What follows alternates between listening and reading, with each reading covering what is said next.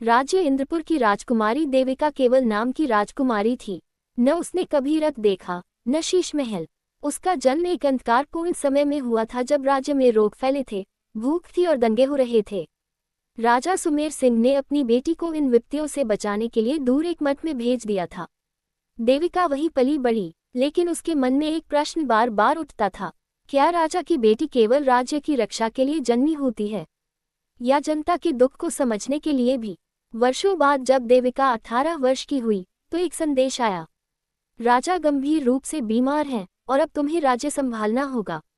देविका लौटी, परंतु इंद्रपुर वैसा ही था। भूखों की पंक्ति, इलाज के लिए प्रार्थनाएं और न्याय केवल अमीरों के लिए। एक रात उसने महल के द्वार पर एक छोटी लड़की को देखा, वह रोटी मांग रही थी। देविका ने उसे भीतर बुलाया, उसका उपचार करवाया और पूछा, तुम्हारा सपना क्या है? लड़की बोली, रानी बनना, लेकिन वैसी रानी जैसी तुम हो जो राजाओं से अधिक इंसानों से प्रेम करती हो। उसी रात देविका ने एक बड़ा निर्णय लिया। उसने राज्याभिषेक को अस्वीकार कर दिया। सभी चकित थे। राजा ने पूछा, तो क्या तू राज्य गद्दी छोड़ देगी? देविका ने मुस्कुराते हुए उत्तर दिया, हाँ, मैं सिंहासन नहीं, जनता का साथ चाहती हूँ।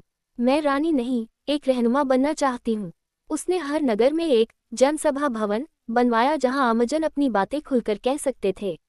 उसने कानून बदले, विद्यालय खुलवाए और प्रत्येक गरीब के लिए एक स्वास्थ्य पत्र की योजना शुरू की।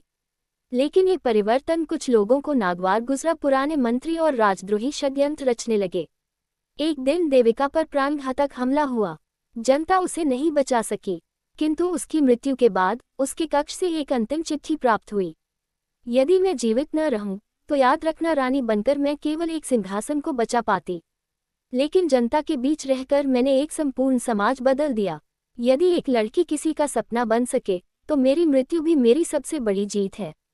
आज भी इंद्रपुर में उस चिट्ठी का एक स्मारक है, जिस पर उकेरा है, राजकुमारी थी, लेकिन राजाओं से बड़ी बनी। सीख, सच्ची राजगद्दी सिर पर नहीं, हृदय में होती है। त्याग कभी पराजय नहीं होता, वह सबसे बड़ा परिवर्तन होता है।